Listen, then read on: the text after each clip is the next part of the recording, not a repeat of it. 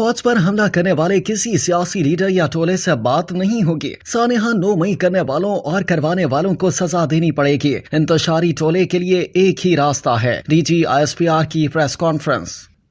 पाक फौज के शोबा ताल्लुकात आमा यानी ISPR के सरबराह मेजर जनरल अहमद शरीफ चौधरी का कहना है कि 9 मई को हंगामा करने और कराने वालों को आईन और कानून के मुताबिक सजा देनी पड़ेगी। कोई सियासी लीडर या टोला फौज पर हमला करे, धमकियां दे, प्रोपेगेंडा करे, उससे बात नहीं होगी। DG ISPR major general Ahmad Sharif Chaudhry ने प्रेस ब्रीफिंग में कहा कि 9 मई सिर्फ अफवाज नहीं पूरे पाकिस्तान का मुकदमा है। जिम्मेदार कैफरे किरदार तक ना पहुंचे तो निजाम इंसाफ पर सवाल उठता है।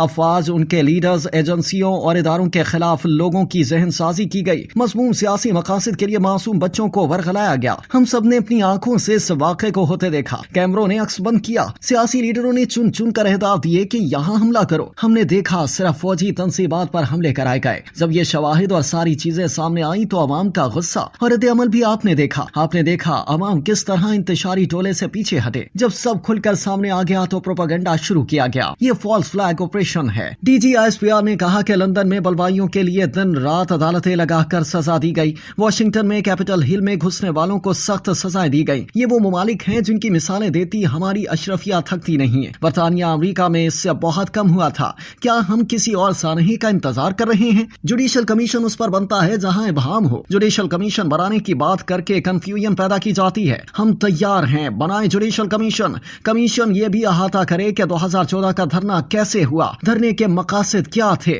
पार्लियामेंट PTV पर हमले का भी अहाता करे। किस तरह लोगों को ये हिम्मत दी गई, उनसे डाला गया। रियासत के खिलाफ खड़े हों, सिविल नाफरमानी करें, बिजली के बिल जलाएं। किस तरह 2016 में KP के वसाइल से दारुल खिलाफा पर धावा बोला गया। जुडिशल कमीशन इस बात का भी अहाता करे कि IMF को किस तरह खत लिखे गए, लॉबिंग की गई कि पाकिस्तान को दिवालिया होने दिया जाए, कि इसे पैसा ना दो। कमीशन अहाता करे कहां से फंडिंग आ रही थी, कहां से जा रही थी, कौन लोग थे जो सोशल मीडिया पर इदारों के खिलाफ नफरत फैला रहे थे। हमने इन चीजों का अहाता नहीं किया तो 9 मई को होना था। डीजी ISPR का कहना था कि 9 मई कोई ढकी छुपी चीज नहीं, ये करने और करवाने वालों को सजा देना पड़ेगी। लिहाजा जजा और सजा पर यकीन रखने के लिए जरूरी है कि 9 मई के मुल्ज़मान को कानून और आइन के मुताबिक सजा दें और जल्द से जल्द दें। अगर 9 मई को करने वालों और करवाने वालों को कानून के मुताबिक सजा ना दी गई तो किसी की जान, माल, आबरू महफूज नहीं होगी। मेजर जनरल अहमद शरीफ चौधरी ने कहा कि कोई सियासी लीडर या टोला अपनी फौज पर हमला करे,